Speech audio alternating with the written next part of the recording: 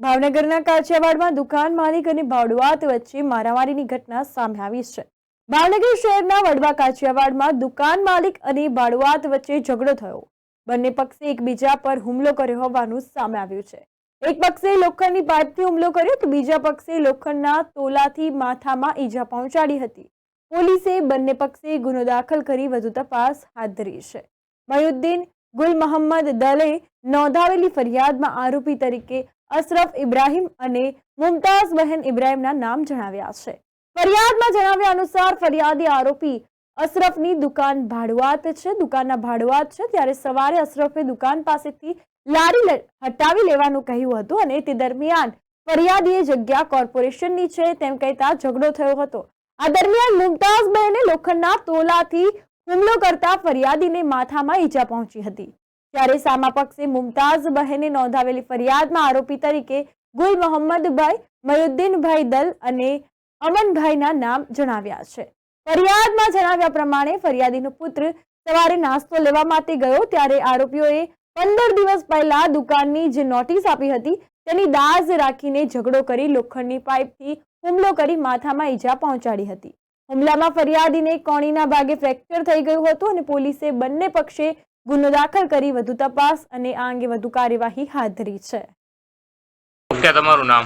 મારું નામ અશરફ ઇબ્રાહિમભાઈ હમીદાની છે। કઈ જગ્યા રહો ભાઈ? કાછિયાવાડ વિસ્તારમાં રહેવાનું છે। આજે અમારી ઉપર સવારે 8:30 વાગે હુમલો કરવામાં આવેલો છે।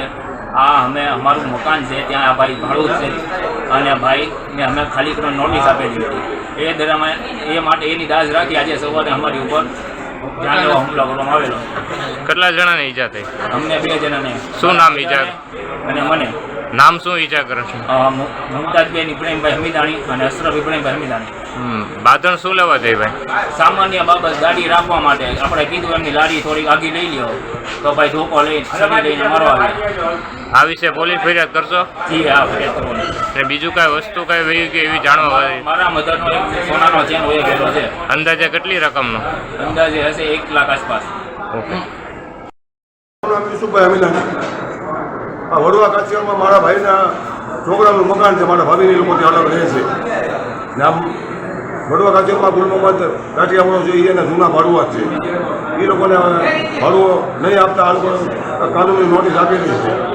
આજે અમારી લોકો મા દીકરો એકલા હતા ત્યારે ગુલ મોહમ્મદ દલ, એનો છોકરો, એનો ભાણિયો અને બીજા 7-8 ગુંડા લોકો ભેગા થઈ અને મા દીકરા પર ખૂંડી હુમલો કર્યો અને મારા ભાભીના ગળામાં સોનાનો ચેન જે હતો એ આ લોકોએ લૂંટી લીધો છે।